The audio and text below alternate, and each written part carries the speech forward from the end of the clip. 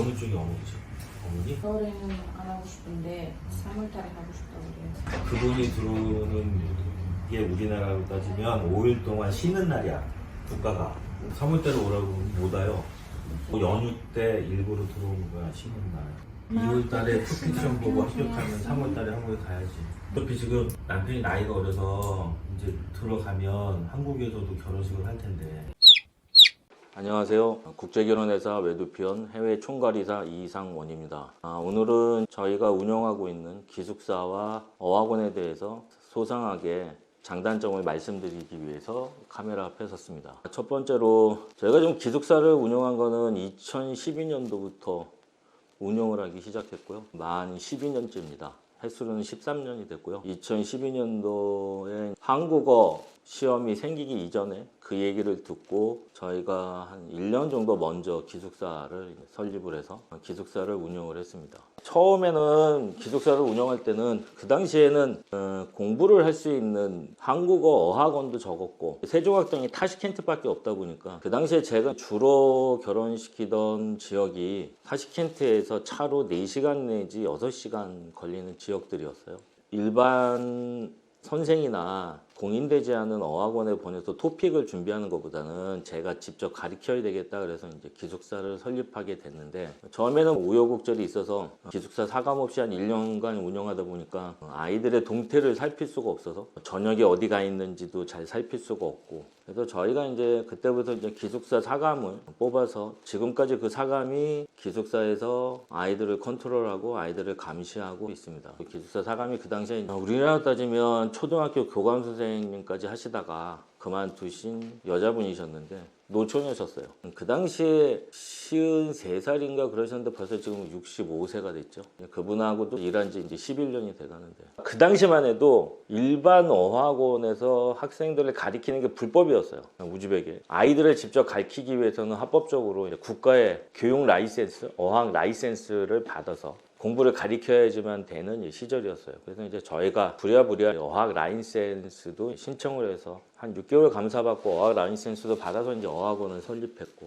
지금은 이제 어학을 가리키는 건 그렇게 어렵지 않습니다. 법도 변하고 자유업종으로 변해서 대통령이 바뀌시면서 많은 부분이 개방화가 돼서 지금은 그렇게 어렵지 않은데 지금도 그 기숙사 사감이 일은 하고 있는데 1년 전부터는 저희 정직원도 같이 기숙사에서 기숙을 하면서 신부님들을 컨트롤하고 있어요. 물론 이제 저희 기숙사에 계신 분 중에 전부 저희 회사를 통해서 결혼하신 분들은 아니에요. 일부분은 저희 신랑들 부탁해서 그분들이 뭐 친인척이나 아는 친구들을 결혼시켜가지고 6개월 내지 1년 공부시켰는데 도저히 공부가 안 돼서 못 들어간다 해서 저희한테 위탁교육을 시키시는 분들도 계시고 친한 타업체에서 위탁 의뢰를 받는 아가씨들도 있습니다. 제가 이제 20년 이상 이 일을 하다 보니까 저를 통해서 결혼하신 신랑분들이 자기의 친구나 친인척분들을 결혼시키는 경우가 있어요. 막상 교육이 잘 안 되고 형제분이 공부를 잘 안 하다 보면 저한테 위탁 의뢰를 맡기시면 제가 이제 어쩔 수 없이 옛날의 정을 생각해서 이제 해주는 경우가 있죠. 지금도 한 3명 정도가 이제 위탁 교육을 하고 있고요.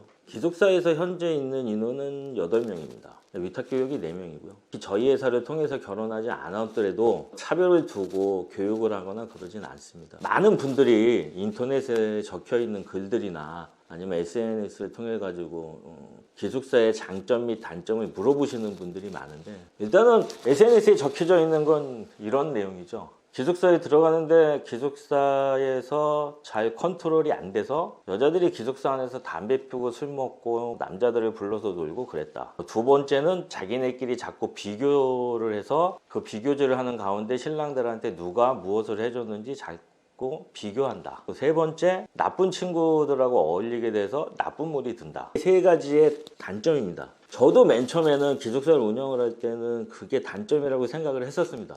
그런데 저도 기숙사를 10년 넘게 운영을 하다 보니까 기숙사 생활이 학교에서 생활하는 학생들하고 크게 틀리지 않습니다. 첫 번째 뭐냐면 그 여성분이 원래 그런 성향과 기질이 있기 때문에 나쁜 애들하고 어울리게 되고 비교를 하는 거죠. 결국은 우리가 어떻게 보면 그 안에서 이 사람의 성향을 더 자세히 볼 수 있습니다. 두 번째는 술, 담배와 나쁜 친구들하고 어울린다는데, 제대로 기숙사를 운영하시는 분들은 사감도 있으시고 CCTV도 있고 직원이 같이 상주를 하는 경우에는 그게 불가능에 가까워요. 왜 불가능에 가깝냐면 그 안에서 담배, 술을 먹는 아이들은 100% 저희 회사 같은 경우는 퇴출당합니다. 우리는 신랑들끼리 굉장히 친하고 신랑들끼리 모임들도 계시고 각 기수별로 모임들도 계시고 단톡방도 있고 그렇기 때문에 서로가 모를 수 없고 숨길 수 없는 사실이에요. 오히려 술, 담배나 뭐 나쁜 짓을 하는 애들은 더 걸을 수 있고 더 좋은 점이 있고요. 제가 신랑들한테 그 말씀을 드려요. 기숙사 생활을 하고 안 하고는 신랑과 신부의 자유의사고 그게 꼭 해야지만 된다는 계약의 내용도 없을 뿐더러 그거 강제적이지 않다. 그런데 제가 생각할 때 이 여자가 나쁜 성향이 있기 때문에 나쁜 길로 빠져드는 거고 비교하는 성격이 심하기 때문에 비교를 하는 거다. 어차피 한국에 오면 어떤 커뮤니티를 통해서도 나쁜 친구를 만날 수도 있고 또 비교를 할 수밖에 없다. 근데 오히려 결혼하기 전에 3개월에서 6개월 정도 지켜보고 결혼한다 그러면 그런 여자들하고 결혼 안 하면 훨씬 낫지 않냐. 이 여자를 꽁꽁 숨겨가지고 아무것도 못하게 하고 세종학당도 안 보내고 친구들도 못 만나게 해도 한국에서는 그게 불가능에 가깝다. 차라리 기숙사 안에서 그런 성향을 갖고 있다 그러면 결혼을 하지 말고 포기해야 된다. 그래서 어떻게 보면 단점을 장점으로 승화할 수 있고요. 장점은 그런 것 같습니다. 장점은 국제결혼하시는 분, 특히 후진국의 여성분들하고 국제결혼하시는 분들은 제가 10명을 소개를 시켜드리면 공부에 정말 의욕을 갖고 계신 분들은 3명 내지 4명밖에 안 계세요. 나머지 6분, 7분은 전혀 관심도 없습니다. 세종학당을 가도 앉아서 멍 때리고 있다가 오시고 선생을 붙여도 그냥 수업할 때만 알아듣는 척 하지 실제 이 언어만큼은 좋은 선생이 사실은 필요 없어요. 왜냐? 언어는 당사자가 머릿속에 단어를 잡고 외우는 습관을 들여야 되고 열심히 해야지만 되는 거지 좋은 선생이 요령을 알려줄 수 없어요. 단어는 나의 노력과 나의 반복된 학습이 필요한데 단어를 외우지 않으면 문법만 알아서 되지 않는 게 언어이기 때문에 이 친구들을 공부하게끔 계속 끌어주고 안 할 때 재촉해주고 또 잘할 때 칭찬해주고 뭔가 그레이드가 올라가면 그 그레이드를 높여주는 그런 세심한 교육에 레파토리가 필요한데 그냥 알아서 하세요. 그냥 선생 붙여준다고 자기가 공부하는 것도 아니고 세종학당 보낸다고 공부하는 것도 아니고 기숙사 생활을 하면서 자체 교육을 하는 거는 어떤 한국에 들어가는 데 있어서 교육의 방법에 있어서는 좋을 수 있고요. 두 번째는 저희 회사 같은 경우는 단체 생활이기 때문에 제가 이제 위법이라는 생각을 하지 않고 밤 10시 되면 취침을 위해서 핸드폰들을 다 수거를 해요. 그 다음에 저희 기숙사에는 텔레비전이 없습니다. 굉장히 심심하죠. 그래서 제가 두 번째 보는 거는 이 심심함을 어떻게 참아내냐. 그 다음에 각 지역에서 모이신 신부님들과 각 지역의 그 특성을 갖고 있는 나이대도 다 틀린 신부들이 모이다 보니까 사람과 사람 간의 친화력도 볼 수 있고 배려심도 볼 수 있고 그래서 성격 파악하는 데 많이 도움이 됩니다. 신랑들도 나하고 데이트할 때 다른 모습들을 또 파악하는 데도 도움이 되고요. 두 가지는 굉장히 큰 장점인 것 같아요. 요번에도 신부 4명이 토픽 시험을 보셨는데 2명이 2급을 받으시고 2명이 1급을 받으셨어요. 저희가 늘 신부님들한테 말씀을 드려요. 우리는 회사에서 공부를 가르침에 있어서 토픽에 합격하는 게 목표가 아니다. 우리는 무조건 2급을 목표로 해서 공부하는 회사니까 2급을 무조건 따야 된다. 그래야 너희들이 한국에 갔을 때 조금 더 나은 생활을 바라볼 수 있고 또 뭔가라도 공부를 할 수 있다. 뒤처지지 말고 열심히 하자. 그래서 이제 그런 어떤 공부나 성격 파악이나 또 비교를 얼만큼 하는지 얘가 나쁜 친구들하고 어울리는지 술, 담배와 뭐 이런 것들 그 다음에 여러 가지 것들을 종합해서 판단할 수 있는 데는 큰 도움이 됩니다. 네, 단 한 가지 단점이 있어요. 다 괜찮은데 유독 이 친구가 단체 생활이 약하신 분들이 있어요. 나쁜 짓도 안 하시고 뭐도 안 하시고 그러면 저 말씀을 드려요. 신랑한테. 나쁜 거는 없는데 단체 생활을 못한다. 근데 한 가지 내가 자신할 수 없는 건 나를 통해서 일정량의 돈을 지불하고 결혼을 하셨으니까 내가 한국에까지는 보내드려야 되는데 공부 부분은 내가 책임질 수 없다. 그래서 남성분이 괜찮습니다 그러면 자기 혼자 공부하는 거고 꼭 소개를 했다고 해서 10명 중에 10명이 다 기숙사 생활하는 건 아닙니다. 그 오해를 하시는 분들이 되게 많으신데 타 업체에서 제가 반강제로 기숙사비를 받기 위해서 여자를 기숙사 생활에 넣는다 그러는데 저는 차라리 기숙사에 손님들이 자발적으로 공부하겠다고 안 줬으면 좋겠어요. 저는 근거지가 타시켄트이기 때문에 7, 8명이 공부할 수 있는 기숙사 정도를 얻으려면 지금 2,000달러가 넘어요. 엄청 비쌉니다. 그건 타시켄트에 거주하시는 분들이 제 얘기를 들으면 제가 거짓말을 하지 않는다고 생각하실 거예요. 방 3개짜리에 화장실, 부엌, 거실 이렇게 딸려 있는 데가 타시켄트 시내에 2,000달러가 넘어요. 근데 제가 손님한테 기숙사비 100달러, 150달러 받아서 8명 데리고 있으면 안 나와요, 돈이. 거기다가 또 기숙사 사감 선생님 월급도 드려야지 대책이 안 나온다. 오해하시는 분들이 계실까봐 말씀드리는데 저는 정말 좋죠. 공부 스스로 알아서 가르치시겠다 그러면 얼마나 좋습니까? 내가 책임을 안 져도 되고. 그러고는 오해를 안 하셨으면 좋겠고요. 기숙사 생활하는 데 있어서 제가 여러분들한테 드리고 싶은 거는 저희 회사 시스템은 1개월에서 길게는 6개월까지 여성분도 원하고 남성분도 원하면 충분히 결혼하시기 전에 시간을 드립니다. 그 시간 동안 제가 이 전화도 한 100통화 이상 받은 것 같아요. 정말 돈을 안 받습니까? 결혼하기 전까지는 안 받습니다. 요새는 통역비도 안 받습니다. 제가 통역비를 안 받는 이유는 어떤 모 유튜브 하시는 분이 제가 통역비를 받는다고 뭐라고 그러시는데 우리는 회사입니다. 회사. 통역이 50달러부터 200달러, 300달러까지 다양한데 일반적으로 50달러짜리 통역도 있고 100달러짜리 통역도 있죠. 근데 저희는 회사기 때문에 그 안에는 현지에 있는 회사 운영비도 들어가죠. 그거 가지고 왈가왈부 하는데 내가 이제 나이 60인데 무슨 50달러 떼먹는 것 마냥 얘기해서 요새는 제가 통역비도 안 받아요. 유치한 얘기에 내가 대응하고 싶지도 않고 정말 그분들한테 계약금도 안 받지만 수고비도 안 받습니다. 결혼한다고 하시기 전까지는. 그리고 여자 연락처도 다 오픈해 드려요. 되게 우스운 분들 계신데 지금 시대가 변해서 AI 시대인데 요새 웬만한 거 번역기 가지고 다 얘기하면 어설픈 통역보다 낫고요. 또 화상통화로도 해도 번역기로 다 얘기하고요. 다 합니다. AI를 못 쓰시는 분들은 어쩔 수 없겠지만 그거 1시간이면 다 배우세요.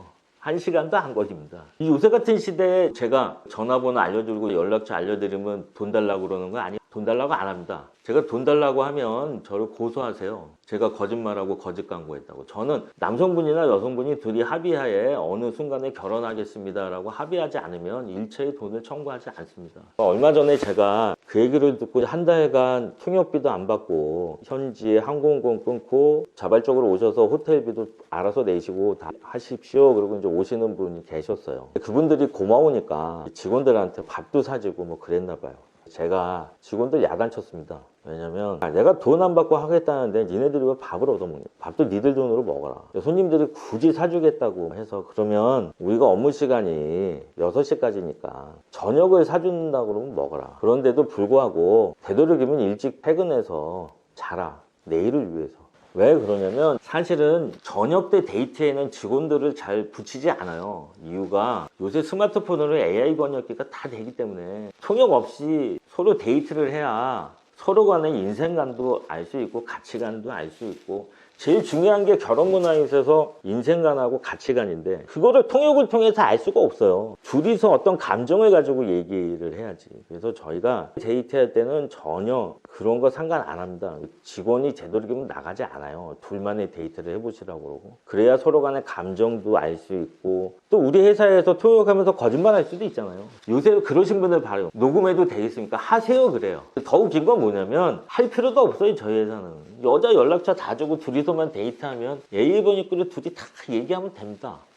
회사에서 틀리게 했는지 맞게 했는지 아니면 이 여자가 회사에서 얘기할 때하고 틀리게 딴 얘기를 하는지 그런 여자들도 많아요. 회사에서는 막 통역을 할 때는 이쁜 얘기만 하다가 이 남자가 나한테 조금 더 반한 것 같다? 빠진 것 같다 그러면 뭐 갑자기 몰래 요구한다든가 회사에는 얘기하지 말라고 그러든가 별의별 얘기가 많죠. 그럼에도 불구하고 저희는 연락처를 오픈하고 여자 서류까지 다 보여주고 뭐 돈 주세요 이러지 않습니다. 저희가 여자 서류들도 다 보여드립니다. 보여달라고 하면 다 보여드려요. 남자 서류들도 다 가져갑니다. 그러면 돈 받는 거 아니에요? 안 받습니다. 그 이유는 저나 여기 일하는 홍 실장이나 박 이사나 다 한 번씩 국제결혼에 다 한 번씩 실패들을 했어요. 그때 우리 직원들은 순수한 저의 손님이었고요. 저를 통해서 다 지금 2번째 결혼하신 분들입니다. 제가 그때 그분들을 보면서 느낀 게 우리 지금 박 이사 같은 경우가 14년 차가 됐고 홍 실장이 지금 이제 10년 차에 접어드는. 아, 이게 문제가 이거구나. 내가 너무 국제 결혼을 그냥 만나게만 해주고 결혼만 서둘렀지. 실제 국제 결혼도 사람과 사람이 사는 거니까 결혼에는 인생관도 알아야 되고 그 인생에 대한 가치관도 알아야 되고 결혼 생활에 대한 가치관이 있어야 되는데 그걸 서로 간에 모르고 결혼을 하니까. 그리고 서로 바라는 경제관, 미래의 삶에 대한 얘기도 모르고 너무 빠른 시일 안에 그냥 얼굴만 보고 이쁜 여자를 무슨 우편 신부 구하듯이 사진하고 동영상 촬영 한두 번 하고 서로 이러이러하니까 좋아요? 맞아요? 그리고 또 한두 번 데이트하고 덜커덩 결혼해버리고 아 그래서 이 사람들이 이혼할 수밖에 없구나. 그래서 그런 일을 이제 하지 않습니다. 이렇게 한 지도 벌써 15년 돼가는데 제가 이제 아예 요새는 통역비조차도 안 받는 이유가 제가 뭔가 통역비를 받으면 마치 이문을 남기는 것처럼 얘기하시는 분들이 있어서 유치하게 제가 $50, $100를 벌기 위해서 수수료하고 회비나 금품도 안 받고 하면서 그러고 싶지도 않고요. 우즈벡의 현지 직원이 5명이나 되는데 5명 월급 그거 제가 먼저 내면 되는 거고 그래서 통역비도 안 받습니다. 그거 가지고 자꾸 문의하지 마시고요. 제발 국제결혼도 얼굴만 보고 사진만 보고 결혼하실 생각 하지 마시고 신부의 인생관하고 가치관뿐만이 아니라 장인 장모 그쪽 가족의 결혼에 대한 인생관도 딸을 결혼시키면서 그 사람네들이 어떤 목적을 가지고 결혼하는지 그냥 만나서 한번 미팅하고 와 좋은 사람이에요 그러지 마시고 좀 기간을 가지세요. 그분들하고도 만나서 여행도 같이 가보시고 그래서 제가 길게 시간을 드리고 싶은 거예요. 결혼은 가문 간의 결혼이잖아요. 가족 간의 결혼인데 그쪽 가족 한두 번 보고 결혼합니까? 제발 좀 가족들하고도 미팅을 좀 가시고 여행도 좀 하시고 쇼핑도 해주고 밥도 좀 자주 먹어보시고 결혼하시기 전에 한두 번 더 들어와서 중간에 이러시는 분들이 있어. 내가 중간에 들어가면 그때부터 돈 받는 거 아니에요? 안 받습니다. 안 받는데 안 믿으면 내가 어쩔 수 없지만 처음에 여자를 정해놓고 중간에 내가 한두 번 더 들어가서 여자하고 데이트도 해보고 가족을 만나봐야 하는데 그때부터 돈 받는 거 아닙니까? 안 받습니다. 가족들 다 만나시고 한두 번 자비로 오셔서 만나시는 거 자비로 부담하시면 되고요. 2번째, 3번째 오셨다고 해서 통역비 청구 안 합니다. 물론 개인이 들어가시는 교통비는 알아서 내셔야지 그것까지 내가 부담하진 않고요. 어떤 분들은 그것도 물어보시는 분이 있는데 직원들이 돌아다니는 교통비나 같이 어디 가면 그 돈은 냅니까? 아, 네. 일 때문에 같이 가시는 직원들 교통비는 주셔야죠. 같이 움직이는 교통비까지 내가 내 직원 보고 돈 내라고 하진 않고요. 밥은 안 사주셔도 됩니다. 사주고 싶으시면 사주시는데 안 사주고 싶으시면 안 사주셔도 됩니다. 눈치 안 보셔도 되고요. 그래서 조금 알차게 시간을 갖고 너무 업체의 의뢰만 하지 마시고 그래서 요새 얼마나 SNS에서 스마트폰이라든가 AI 번역기로 서로 간에 자유로운 대화가 이제 가능한 시대잖아요. 제발 긴 시간을 가지고 서로 좀 알아보고 결혼들 하셔서 국제결혼의 폐해가 좀 없어지는 그날까지 저도 노력하고 싶고 손님들도 좀 노력했으면 좋겠습니다.